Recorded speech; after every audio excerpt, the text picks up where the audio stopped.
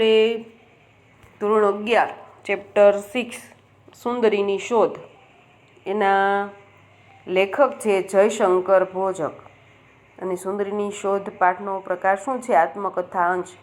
કારણ કે જયશંકર ભોજકની જે થોડા આંસુ થોડા ફૂલ નામની આત્મકથા છે તેમાંથી થોડોક અંશ છે એ સુંદરીની શોધ પાઠ્યક્રમ સ્વરૂપે લેવામાં આવેલો છે. તમને ખ્યાલ જ છે, અગાઉ વાત કરેલી છે, બરાબર?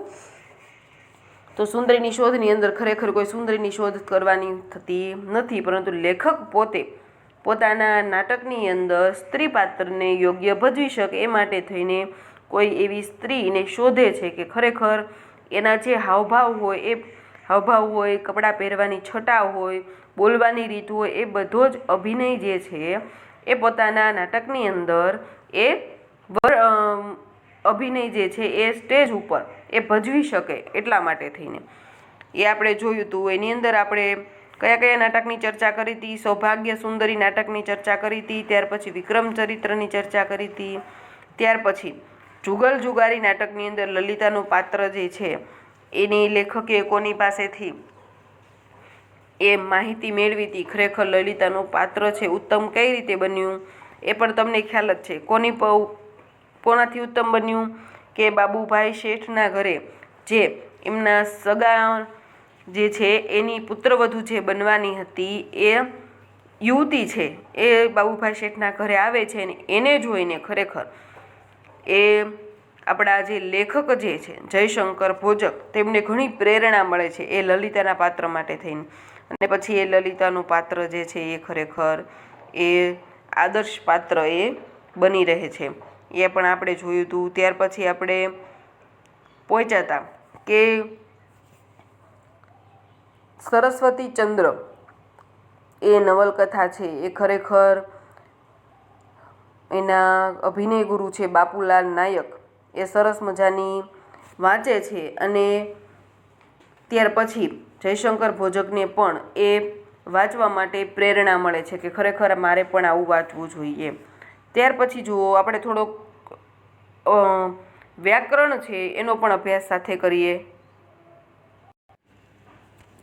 જો ઘણાને પેન્સિલથી લખેલું છે એટલે કદાચ દેખાય નહીં, તો સાંભળજો અને તમારી બુકમાં લખજો કે નીચેના વાક્યો, એવો પ્રશ્ન પૂછે છે ગ્રામરની અંદર કે નીચેના વાક્યોમાં ઘાટા અક્ષરોને સ્થાને સામાસિક શબ્દ મૂકો. સામાસિક શબ્દ એટલે શું?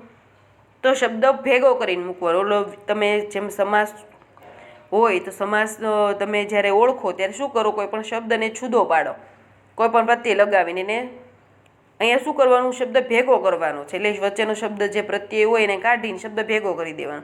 તો તમને એવો પ્રશ્ન પૂછાય કે સૌભાગ્યની સુંદરી નાટક બહાર પડ્યું, તો શું કરવાનું? ત્યાં તમારે ની પ્રત્યય એવો સૌભાગ્યની, તો ની કાઢી નાખવાનું. શું લખવાનું? સૌભાગ્ય સુંદરી નાટક.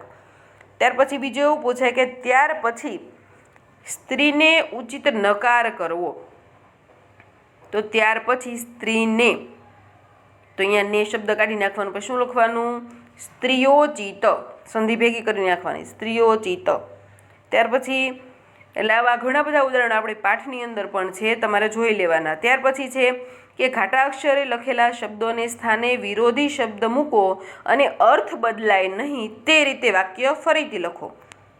આવું છે તમને વારી ઘડીએ પૂછાતું હોય છે, એટલે યાદ રાખજો આ પ્રશ્ન તો હોય જ છે કે ઘાટા અક્ષરના સ્થાને વિરોધી અને સમાનાર્થી શબ્દો તમને આવી રીતના પણ પૂછી શકે.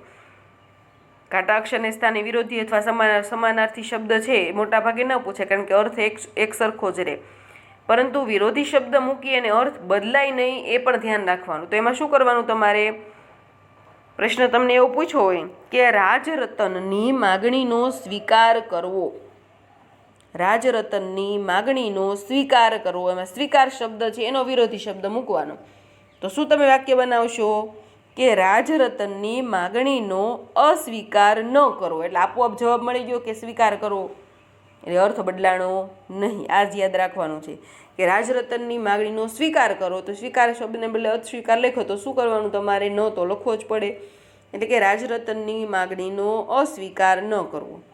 ત્યાર પછી બીજું વાક્ય છે કે લેખકે ચોથો ભાગ બહુ મોડો બહાર પાડ્યો. આની અંદર તમે બહુ મોડો છે, મોડો શબ્દ છે, એનો વિરોધી શબ્દ મૂકવાનો, તો મોડાનું શું થાય? વહેલું. પરંતુ આપણે શું બનાવવાનું છે? વિરોધી શબ્દ તો મૂકવાનો, પણ પાછો અર્થે બદલાવો ન જોઈએ. તેમાં શું તમે લખો કે લેખકે ચોથો ભાગ બહુ વહેલો બહાર ન પાડ્યો. એનો અર્થ થયો કે મોડો બહાર પાડ્યો. બરાબર? એટલે અર્થ ફરતો નથી. એટલે આ જ વસ્તુ છે, ખાસ તમારે યાદ રાખવાની છે. આપણે એવું એક બીજું ઉદાહરણ પણ લઈ શકીએ કે આ જાતના વિજયથી સંતોષ અનુભવતો હતો. આ જાતના વિજયથી સંતોષ અનુભવતો હતો. વિજયથી શબ્દ છે, એનો આપણે વિરોધી મૂકીએ તો વિજય એટલે હાર થાય, હારથી. તો આ જાતની હારથી સંતોષ અનુભવતો નહોતો. સમજાણું ને?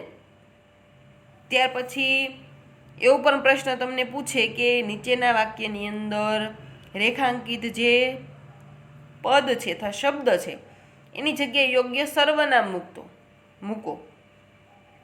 તો તમને એવો પ્રશ્ન પૂછ્યો હોય કે દર સિઝનમાં બાબુભાઈ શેઠ મુંબઈના પરાઓમાં રહેવા જતા હતા.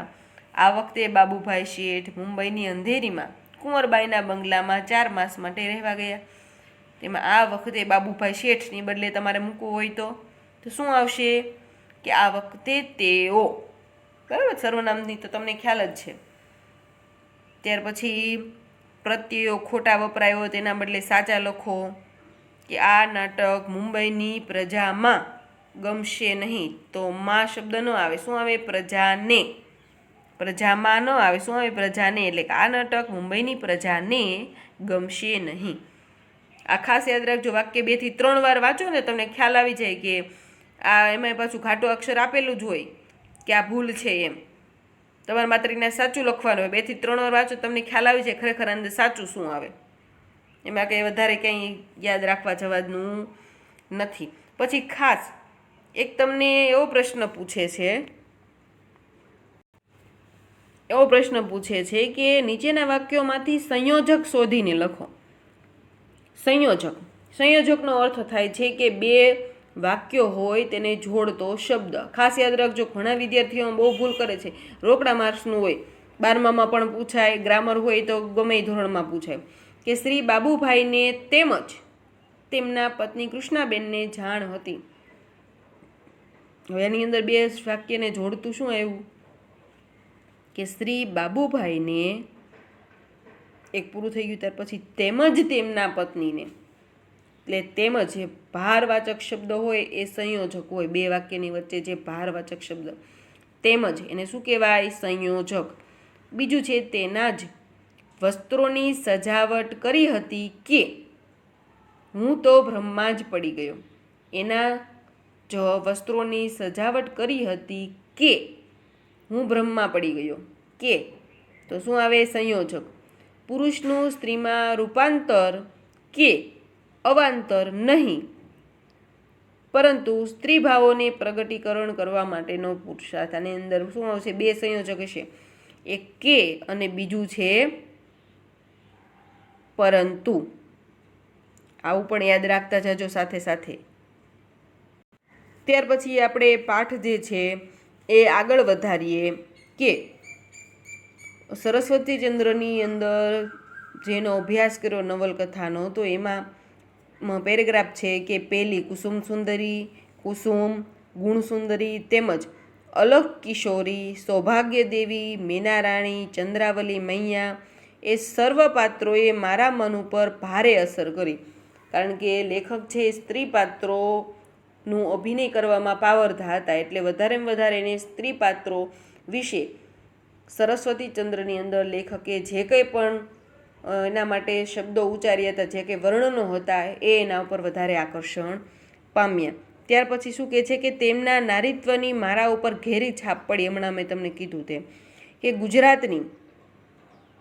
ગુજરાતની જે નારીની શોધમાં હું હતો તેના અહીં દર્શન થતા. સુંદરીની શોધ કે ગુજરાતની નારી કે જે ખરેખર સાહસ ભરી હોય એવી ગુજરાતની નારીની વાત જે છે એની હું શોધમાં હતો. એ શોધ ખરેખર મેં જ્યારે સરસ્વતીચંદ્ર નવલકથાની અંદર કુસુમ સુંદરી, કુસુમ, ગુણસુંદરી, અલક કિશોરી, સૌભાગ્ય દેવી, મેનારાણી, ચંદ્રાવલી મૈયા, આ બધા પાત્રોના વર્ણનો જ્યારે મેં જોયા ત્યારે ખરેખર મારી એ શોધ છે એ પૂરી થઈ ગઈ. એમ કે હું તો અલૌકિક સૃષ્ટિમાં વિહાર કરવા લાગ્યો. મને સમજાયું કે હું જે સુંદરીની શોધમાં છું તે તો આ નવલકથાના પાને પાને આલેખાયેલી છે. એના અભ્યાસ માટે મેં એક નવી રીત શોધી કાઢી. ત્યાર પછીનો પેરેગ્રાફ છે કે નવલકથાકારે આ પાત્રોના કરેલા વર્ણન પ્રમાણે અરીસાની આગળ હું નવલકથાને લઈને મોટેથી વાંચતો અને પાત્રોનો અભિનય અરીસામાં જોતાં જોતાં ભજવતો હતો અને એ દ્વારા પાત્રોના હૃદયના ભાવ સાથે મારા ભાવોનું સમત્વ પ્રાપ્ત કરવામાં મથતો હતો. આ અભ્યાસનું મારા પૂરતું પરિણામ એ આવ્યું કે કુસુમ સુંદરીની ભૂમિકા ભજવવાનો મને મનોરથ જાગ્યો. મનોરથનો અર્થ શું થાય? સમાનાર્થી શબ્દ પૂછાય તમને, મનોરથ, તો એનો અર્થ શું થાય? ઈચ્છા, મુરાદ. બરાબર, યાદ રાખજો કે જ્યારે પણ લેખક છે એ સરસ્વતીચંદ્ર જે છે એ નવલકથા વાંચતા, તે નવલકથા વાંચતા વાંચતા એના પાત્રોના જે કંઈ વર્ણનો છે, જે કંઈ સંવાદ છે, એ લેખક છે એ કાચમાં જોઈ અને બોલતા. એટલે ખરેખર આવું જ્યારે કરતા, તે ધીમે ધીમે કરતા એમાંનું જે પાત્ર છે, કયું પાત્ર? કુમુદનું, કુમુદ સુંદરીનું પાત્ર છે એ ભજવવાનું, ભૂમિકા ભજવવાનું એમને ઈચ્છા છે કે ખરેખર કુમુદનું પાત્ર છે સરસ્વતીચંદ્રની અંદર એ ખરેખર સૌથી મહાન પાત્ર છે, એ પાત્ર ભજવવું જોઈએ, એટલે એવી ઈચ્છા થઈ. થોડા વર્ષ પછી અમારી મંડળીવાળાએ સાક્ષર શ્રી ગોવર્ધનરામભાઈને સરસ્વતીચંદ્રનું નાટ્ય રૂપાંતર કરી આપવાની વિનંતી કરી. એ શું હતી? નવલકથા હતી, પણ નાટક સ્વરૂપે ભજવી શકાય એવી રીતનું રૂપાંતર કરવાની વિનંતી કરી. કોને કરી?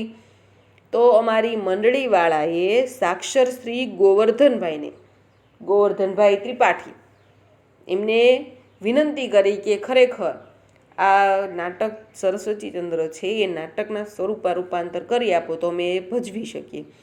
તે જ પ્રસંગે તેમણે સામેથી સરસ્વતીચંદ્ર અને કુમુદ તરીકેની અનુક્રમે બાપુલાલ નાયક અને મારી છબીઓ નવલકથામાં મૂકવા માટે માંગી. બાપુલાલ નાયકને સરસ્વતીચંદ્ર બનાવવા અને મને, એટલે કે આપણા જે લેખક છે, કોણ લેખક છે? જયશંકર ભોજક, એને કુમુદ બનાવી. એ રીતનું એમણે આખું નાટકની રચના કરવા માગી. કોઈ કારણથી અમારી છબીઓ અમારી મંડળીવાળાઓએ એમને મોકલી જ નહીં આપી. છબીઓ એટલે કે ફોટાઓ મોકલ્યા જ નહીં, ખબર નહીં શું કારણ હશે એમ.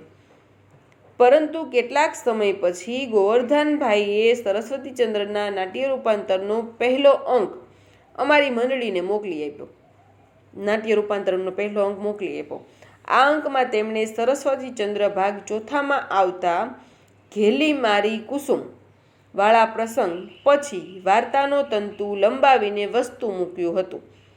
કારણ કે પોતે જેના લેખન હતા ગોવર્ધનભાઈ ત્રિપાઠી, એટલે ખરેખર એમણે સરસ મજાનું નાટક છે એની રચના કરી અને નાટકની અંદર ચોથો ભાગનું જે ઘેલી મારી કુસુમ એ પ્રસંગ જે છે એ પ્રસંગ આખો એ વાર્તાને થોડીક વધારે લંબાવી અને નાટક સ્વરૂપે છે એ અમારી પાસે પ્રતો છે એ મોકલી. તેમાં સરસ્વતીચંદ્રને ચોપાટી ઉપર ભાષણ કરતો અને લોકહિતની વાતો કરતો આલેખ્યો હતો. શું કહે છે? તેમાં સરસ્વતીચંદ્રને ચોપાટી ઉપર, એટલે જે નાટક સ્વરૂપે રૂપાંતરણ મોકલ્યું, પ્રત મોકલી, એની અંદર ખરેખર ગોવર્ધનભાઈએ સરસ્વતીચંદ્ર છે એ ચોપાટીઓ ઉપર ઊભો છે અને ભાષણ કરે છે. શું? લોકહિતની વાતો કરતો આલેખ્યો છે સરસ્વતીચંદ્રનું પાત્ર, એવું છે. ત્યાર પછી જુઓ કે એટલું મને અત્યારે યાદ છે, ગમે તે કારણે અમારી મંડળીવાળાને આ નાટક મુંબઈની પ્રજાને ગમશે નહીં એમ લાગવાથી ભજવવાનું રૂચ્યું નહીં અને નાટકનું કામ આગળ ચાલ્યું નહીં. કે મુંબઈવાળાને નાટક ગમશે નહીં એટલે મુંબઈમાં નાટક ભજવવું નહીં, એટલે આ નાટકની વિધિ છે એ બધી આગળ ચાલી નહીં. આથી કુમુદ થવાનો મારો મનોરથ મનમાં જ રહી ગયો. મનોરથ એટલે ઈચ્છા. આથી કુમુદ બનવાની મારી ઈચ્છા છે મનમાં જ રહી ગઈ. સાથે સાથે તેની ભજવણીનો મારો અભ્યાસ પણ અધૂરો જ રહી ગયો, કારણ કે પછી નક્કી થયું કે નાટક ભજવવાનું નથી, તો પછી હું જે કુમુદનું પાત્ર ધીમે ધીમે તૈયારી કરતો, તેના પાત્રના ડાયલોગ, એની છટા, બધું એ પણ અધૂરું જ રહી ગયું. આ ઉપરાંત મારા અભ્યાસ માટે સરસ્વતી ચંદ્રમાં બુદ્ધિપ્રકાશ માસિકનો ઉલ્લેખ થયો છે. બુદ્ધિપ્રકાશ એટલે હું બુદ્ધિપ્રકાશ મેળવીને વાંચવા લાગ્યો. આ શું છે બુદ્ધિપ્રકાશ? ખ્યાલ છે કોઈને? બુદ્ધિપ્રકાશ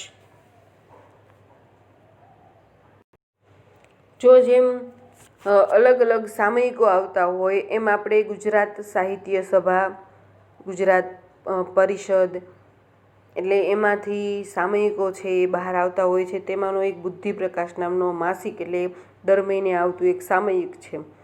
એટલે કે છે કે આ ઉપરાંત મારા અભ્યાસ માટે, મારા વધારેમાં વધારે અભ્યાસ માટે થઈને સરસ્વતી ચંદ્રમાં બુદ્ધિપ્રકાશ માસિકનો ઉલ્લેખ થયો છે. સરસ્વતી ચંદ્ર જે નવલકથા છે એની અંદર બુદ્ધિપ્રકાશ નામના સામયિકનો પણ ઉલ્લેખ થયો છે. એટલે હું બુદ્ધિપ્રકાશ મેળવીને વાંચવા લાગ્યો કે ચાલો બુદ્ધિપ્રકાશ જે સામયિક છે એની અંદર પણ ઘણી બધી વિગતો છે એ આ નાટક અંગેની આપવામાં આવેલી. ત્યાર પછી જુઓ શું કહે છે કે મને જેટલો સમય મળતો હતો તેમાં ગુજરાતી નવલકથાઓ, કાવ્યો, નિબંધો વગેરે સાહિત્યના પુસ્તકો વાંચવામાં ગાળતો હતો. શોખીન હતા. જેમ જેમ અમસ્તું તમે જેમ જેમ કોઈ પણ પ્રવૃત્તિ વધારે વધારે કરો એમાં તમને શોખ આવી જાય. એટલે લેખકને પણ વધારે વધારે જ્યારે વાંચતા, ભલે ઓછું ભણેલા હતા, વાંચવાની કળા જે છે એનામાં હતી, લખવાની એટલી બધી નથી, શબ્દો છે મઠારી નહોતા શકતા જેમ લેખકોને કવિઓ મઠારે, પરંતુ વાંચવાની કળા એનામાં હતી. એટલે એમણે નવલકથાઓ, કાવ્યો, નિબંધો વગેરે ઘણા બધા સાહિત્યના પુસ્તકો છે જેટલો વધારાનો સમય મળે તેની અંદર તેઓ વાંચતા હતા. આ રીતે મારો અભ્યાસ હું વધારતો હતો અને મારી અભિનયની ગૂંચો હું ઉકેલતો હતો. ગૂંચ એટલે કે જે પ્રશ્નો હોય છે તે એના એ વધારેમાં વધારે ઉકેલતા હતા. જેમ જેમ એના મનમાં કંઈ પ્રશ્ન થાય, જેમ સાહિત્ય છે વાંચતા જાય તો એના મનની અંદર જે પ્રશ્નો હોય એ ઉકેલતા જતા હતા. વળી સૌભાગ્ય સુંદરીની ભૂમિકાને વધુ જીવંત બનાવવા શેક્સપિયરની ડેસ્ડિનોમોના અને માલતી માધવની માલતીનો અભ્યાસ મેં કરી લીધો હતો. કારણ કે તમે જો કોઈ પણ કલાકાર હોય જ્યારે એ સ્ટેજ ઉપર પોતાનું પાત્ર છે ભજવતો હોય તો એના માટે તેને અથાગ પરિશ્રમ કરેલો, એ પાત્રને યોગ્ય રીતે ભજવવા માટે થઈને પ્રેક્ષકોની અંદર એ આકર્ષક બનાવવા. પછી તે કોઈ પણ પાત્ર હોય, એવું નથી સ્ત્રીનું જ પાત્ર હોય, પુરુષ સ્ત્રીનું જ પાત્ર ભજવે. મેં પિક્ચરની અંદર એક્ટર, એક્ટ્રેસ બધાને જુઓ જ છો, ખૂબ મહેનત કરતા હોય છે તે હાવભાવ માટે થઈને, અસલી હાવભાવ માટે થઈને. એટલે ખરેખર શું કહે છે અહીંયા કે સૌભાગ્ય સુંદરી નાટક છે ખૂબ જ સફળ થયું. તો એ સુંદરી બનવા માટે થઈને, સુંદરીના જીવંત પ્રસારણ, એટલે કે સુંદરીનો હાવભાવ છે ક્યાંય કમી ન રહી જાય એટલા માટે થઈને શેક્સપિયરની ડેસ્ડિનોમોના અને માલતી માધવની માલતીનો પણ લેખકે અભ્યાસ કર્યો હતો. આ બધાને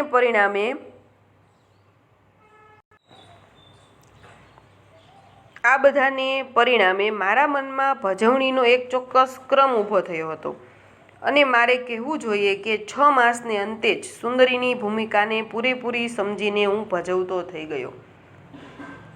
6 માસને અંતે જ, કારણ કે આ બધો અભ્યાસ છે તેમણે કર્યો એના લીધે કે સુંદરીની ભૂમિકાને, પછી એમણે કોઈ પણ સુંદરીનો અભિનય કરવાનો હોય તો પછી એમને કંઈ બહુ જાજુ વિચારવા જવું પડતું નહીં, અભિનય કરી શકતા. ત્યાર પછી જુઓ કે સમાજની બહેનો સુંદરીનું અનુકરણ કરતી હતી એ વાત તદ્દન સાચી છે એવો એમને અનુભવ થયો. ક્યારે પણ ખરી રીતે આ બધું જ મારી ગુરુ કહું તો ચાલે તેવી બહેનો પાસેથી જ હું શીખ્યો છું.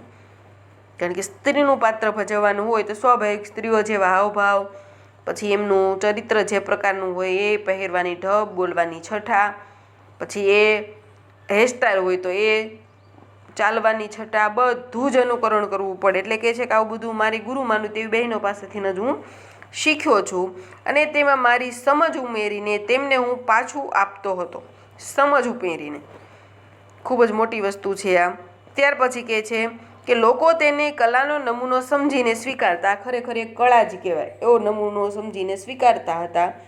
આવી બહેનો જ્યારે મુંબઈની ચોપાટી ઉપર ફરવા નીકળતી અને હું તે વખતે મારા શુભેચ્છક મિત્રો સાથે ગાડીમાં જતો હોઉં, ત્યારે પણ તેઓમાંથી કોઈ બોલી ઉઠતું, જો જો પેલી સુંદરી જાય, અને મારા સામું જોઈને હસતા અને ઇશારામાં એમ સમજાવતા કે આ સુંદરીનું જ અનુકરણ થઈ રહ્યું છે કે ત્યારે હું નમ્રપણે હસતો અને મનમાં સંતોષ તેમજ રોમાંચ અનુભવતો અને રંગભૂમિના જાતના વિજયથી સંતોષ અનુભવતો હતો. આ જાતના વિજયથી સંતોષ અનુભવતો હતો. હમણાં આપણે જોયું, બરાબર? શું જોયું? કે વિરોધી શબ્દ મૂકવાનો, તો વિજયની બદલે પરાજય અથવા હાર એ શબ્દ મૂકીને પણ એમાં વાક્યની અંદર અર્થનો ફેર ન થાય રીતના ફરીવાર વાક્ય લખવાનું આપણે જોયું હમણાં. એટલે ખરેખર કોઈ પણ અભિનેતા હોય કે અભિનેત્રી હોય, એને પાત્ર જે ભજવેલું છે એ નાટકની અંદર કે પિક્ચરની અંદર, તો ખરેખર એ પાત્ર દ્વારા જેની એની નવી ઓળખાણ ઊભી થાય છે. જેમ કે તમે આપણે જો રામાયણ સિરિયલ હમણાં જોઈએ રામાનંદ સાગરની, તો રામ અને સીતા જે છે ખરેખર બંનેના નામ અલગ છે, પણ હજી અત્યારના સમયમાં પણ એ રામ અને સીતાનું જે પાત્ર છે બધા એને એ રીતે જ ઓળખે છે, એ રીતે જે પોપ્યુલર થઈ ગયા છે અત્યારના સમયમાં પણ પગે લાગવા જાય એમને. ખરેખર એ તો માણસ જ છે ને, એ તો એનું પાત્ર એવી રીતના ભજવું કે ખરેખર સામેના માણસને ખ્યાલ જ ન આવે કે આ માણસ છે, ખરેખર ઈશ્વર છે એવું એને પાત્ર ભજવું છે. એ પાત્રને ન્યાય આપ્યો કહેવાય. તો ખરેખર આ સુંદરીએ પણ એ સ્ત્રીનું પાત્ર એટલું પરફેક્ટ ભજવું કે બધા તેને સુંદરી જ માનતા. જ્યારે તેઓ રસ્તા ઉપર નીકળે ક્યાંક જોઈએ તો બધા બહેનો એમ જ કહેતા, જોજો સુંદરી જાય છે. ત્યાર પછી જુઓ કે સૌભાગ્ય સુંદરી નાટકની રજૂઆતના બીજા દિવસથી જ ઘણા પ્રેક્ષકો મને ભેટ સોગાતો આપી ગયેલ, ગિફ્ટ આપી ગયેલ. શું કામ? કે આ વખતે મને એક જ વાત સમજાયેલી કે સ્ત્રીના શ્રેષ્ઠ ભાવોનું પ્રદર્શન લોકોને પ્રિય છે અને પ્રગટેલી ચેતનાને અજ્ઞાત રીતે મને અનુકરણ કરતો મૂકેલો. કે ઘણા એ મને ભેટ સોગાતો આપે કે ભાઈ પુરુષ સ્ત્રીનું પાત્ર છે વ્યવસ્થિત રીતે ભજવું, તો મને ભેટ સોગાતો આપી ગયેલ, બધાએ મારી બહુ વાહવાહી કરી. તો તેનાથી પણ મને ઘણી પ્રેરણા મળી કે નહીં, આવા પાત્રો છે હવે ભજવવા જોઈએ. ત્યાર પછી છેલ્લો પેરેગ્રાફ છે કે આ સફળતાની પાછળ ઈશ્વરીય કૃપા પણ ઘણી હશે એમ હું માનું છું. કારણ કે કોઈ પણ આપણને સફળતા મળે ત્યારે જેટલો આપણો પરિવારના ભાઈબંધનો સમાજનો સાથ હોય તો એના કરતાં પણ વધારે ઈશ્વરનો હાથ આપણી ઉપર હોય તો જ આપણે કંઈક કરી શકીએ. તો શું કહે છે અહીંયા કે ઈશ્વરી હાથ પણ ઘણો હશે. એક ક્ષણ જ્યારે જયશંકરે સ્ત્રીનો પોશાક ધારણ કર્યો ત્યારે એક પુરુષ જાણે કે સુંદરીમાં પલટાતો હોય એમ મને લાગ્યું. જ્યારે સ્ત્રીનો પોશાક, લેખક શું કે જ્યારે હું સ્ત્રીનો પોશાક ધારણ કરતો ત્યારે મને એ ભૂલાઈ જતું કે હું પુરુષ છું. માત્ર સ્ત્રીઓના હાવભાવ એની છતાં બધું જ ઓટોમેટિક આવી જતું. પુરુષનું સ્ત્રીમાં રૂપાંતર કે અવાંતર નહીં, પરંતુ સ્ત્રીના ભાવોનું પ્રગટીકરણ માટે કળા સ્વરૂપ ઘડવાનો પરમ પુરુષાર્થ. ખૂબ જ મહેનત કરી હતી લેખકે પણ. મેં મારામાંથી એક સુંદર નવયૌવનાને છૂટી પડતા જોઈ. કે જ્યારે આ બધું જ વાંચન થયું, આટલા નાટકો થયા, ત્યારે ખરેખર મને એવું થયું કે મારામાં બે રૂપ આપેલા છે ઈશ્વરે. એક પુરુષનું તો છે જ, બીજું એક સુંદર મજાની નવયૌવના છે, નવી યુવતી છે, એનું પણ ખરેખર પાત્ર મારામાં છે, જેના ઘાટીલા મદભર અંગોમાંથી યૌવન નીતરે છે, જેની છટામાં સ્ત્રીનું લાવણ્ય મહેકી ઉઠે છે. લાવણ્ય શબ્દનો અર્થ શું થાય? લાવણ્ય એટલે કે સૌંદર્ય, રમણીય, બરાબર? લાવણ્ય એટલે કે સુંદરતા. ખરેખર એની સુંદરતા એ મહેકી ઉઠે છે, જેની આંખોમાંથી સ્ત્રી સહજ ભાવો ઉભરાય છે. કારણ કે એ તો ખૂબ જ મહત્વનું છે, ઉભરાય છે. ત્યાર પછી કહે છે કે જેની ચાલમાં ગુજરાતરણનો ઠસ્સો, જેની ચાલમાં ગુજરાતરણનો ઠસ્સો પ્રગટે છે. ત્યાર પછી કહે છે કે જે પુરુષ નથી, એકમાત્ર સ્ત્રી જ છે. જ્યારે હું સ્ત્રીના વસ્ત્રો ધારણ કરું ત્યારે હું એ ભૂલી જ જાઉં છું કે હું પુરુષ છું, માત્ર સ્ત્રી છું અને સ્ત્રી જેવું જ બધું મને લાગે છે. ત્યાર પછી કહે છે સ્ત્રી જ છે એવી એક છબીને મેં અરીસામાં જોઈ. એ સૌભાગ્ય સુંદરી કે કુમુદ સુંદરી અંદરનું પ્રતિબિંબ પાડતો અરીસો બોલતો હતો. એ ખરેખર આખું લેખકનું પ્રતિબિંબ જ બદલાઈ ગયું. તો એમ થાય કે આ નહીં, આ તો સૌભાગ્ય સુંદરી કાં કુમુદ સુંદરી, બેમાંથી એક જ છે. ત્યાર પછી જુઓ કે આ જયશંકર નથી, લજ્જાથી ગરવી ગુજરાતણ છે. એ લહેકો, એ અભિનય, એ કામણ, શરીરના અંગ પ્રત્યંગમાં મધુર ઝણઝણાટી પેદા થઈ ચાલી ગઈ. કારણ કે લેખક પોતે જ્યારે સ્ત્રી પાત્રની અંદર ખરેખર ઓળઘોળ થઈ ગયા ત્યારની વાત છે. ત્યાર પછી કે છે, ઘડીભર મને એમ થયું કે હું પુરુષ જ નથી જ. સ્ત્રી થતાં મને સહજ સંકોચ શરૂઆતમાં થતો હતો. હવે એમ લાગ્યું કે હું સ્ત્રી જ છું. આ અવાંતર પ્રક્રિયાએ જ મને મારામાં રહેલ નટને એટલે કલાકારને સાકાર થવામાં યારી આપી છે. કારણ કે કોઈ પણ પાત્ર ભજવો ત્યારે પૂર્ણ રીતે એમાં ઓળઘોળ થઈ જાવ તો જે પાત્ર તમે શ્રેષ્ઠ ભજવી શકો. એટલે કે છે અહીંયા, પરંતુ અવસ્થાની અનુકૃતિને ઝીલનારો અને અનુભવનારો પ્રેક્ષક વર્ગ ન હોત તો મારા હજારો પ્રેક્ષકોને મને સુંદરી બનાવ્યો છે. કે ખરેખર પ્રેક્ષક વર્ગ ન હોત તો આ મારું પાત્ર છે આટલું વ્યવસ્થિત ભજવી શક્યો ન હોત. કારણ કે પ્રેક્ષકોને લીધે જ ખરેખર હું આટલું બધું મારાની અભિનયની અંદર જે વધારો કર્યો છે તે કરી શક્યો છું અને સુંદરી બની શક્યો છું.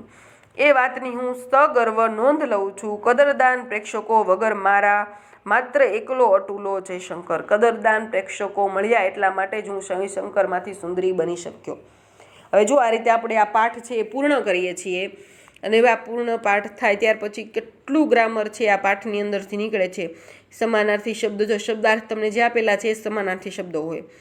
ત્યાર પછી રૂઢિપ્રયોગો આપેલા છે અને તમારી ગુજરાતીની જે નવનીત છે એની અંદર ઘણું બધું ગ્રામર છે તમારે આપેલું છે. એટલે ખાસ એ બધું જોઈ લેવાનું. કારણ કે પુસ્તકની અંદરથી ગ્રામર છે એ તમે જ્યારે પાઠ વાંચતા હોય ત્યારે પણ તમને ખ્યાલ આવે. વચ્ચે વચ્ચે જો મેં તમને ઘણી વખત જે રૂઢિપ્રયોગ આવતા હોય, પછી સમાનાર્થી શબ્દ હોય, જોડણી પણ તમને પૂછાય છે, તો જોડણીને લીધે પણ શબ્દો છે યાદ રાખવાના. ત્યાર પછી સંયોજક પણ સમજાવ્યું, સામાજિક શબ્દ પણ સમજાવ્યા. હવે તમારે આ પ્રશ્નોના જવાબ છે વ્યવસ્થિત રીતે. બાપુલાલ નાયક કોણ હતા? તો જયશંકર જે છે એમના ગુરુ હતા. એટલે આવું તમને બધા પ્રશ્નો પૂછાય તો બધા યાદ રાખજો અને વ્યવસ્થિત રીતે 1 થી 3 પ્રશ્નો જે છે એક વાક્યમાં, 2 વાક્યમાં અને સવિસ્તર વ્યવસ્થિત રીતે તમારી બુકની અંદર લખી કાઢજો. એ જ તમારું આજનું હોમવર્ક છે.